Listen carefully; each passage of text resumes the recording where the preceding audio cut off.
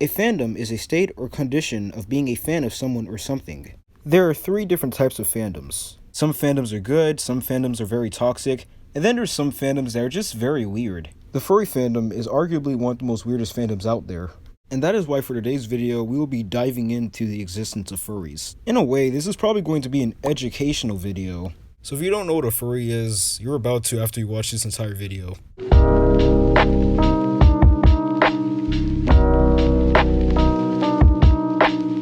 The furry fandom is a subculture interested in anthropomorphic animal characters with human personalities and characteristics. Examples of anthropomorphic attributes include exhibiting human intelligence and facial expressions, speaking, walking on two legs, and wearing clothes. In other words, a furry is a person who has the sexual fantasies of dressing up as an anthropomorphic mammal.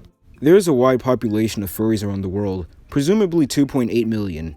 Some famous YouTubers are also furries, like Alex Clark, the Odd One's Out, even though he say was 30% furry. Even Pymations is a furry. But then again, he seems to be more of a brony than a furry. But then again, it's kind of hard to tell the difference between the two. I'm not the sharpest tool in the shed.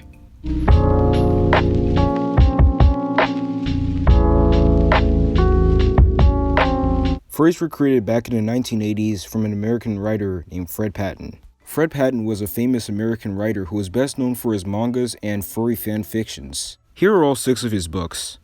Unfortunately, Fred Patton passed away on November 21st, 2018 at the age of 77.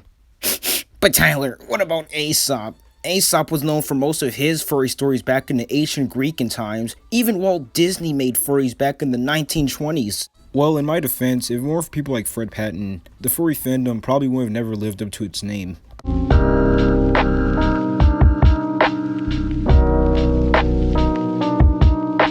Alright, so I'm not a furry, at least I don't consider myself as one.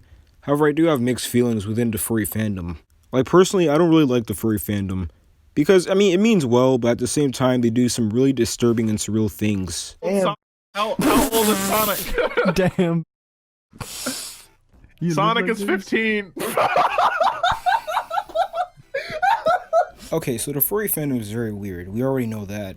But is it the worst fandom of all time? No, that rule still goes to the Steven Universe fandom. So what are some of the good things about the furry fandom? Well, as eccentric as the furry fandom may sound, there are still some things that we should praise it for.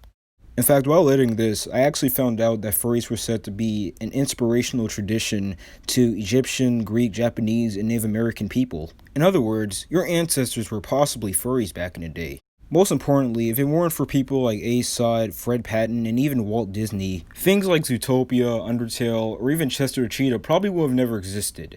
It ain't easy being cheesy. Alright everyone, that's all for today. I'm gonna go and delete some of my web history before my mom tries to kick me out of the house. So until next time, don't forget to subscribe to my channel for more videos, follow me on Instagram and Twitter, and hit me up on Discord. I'm kind of lonely over there. And I'll see you guys next time.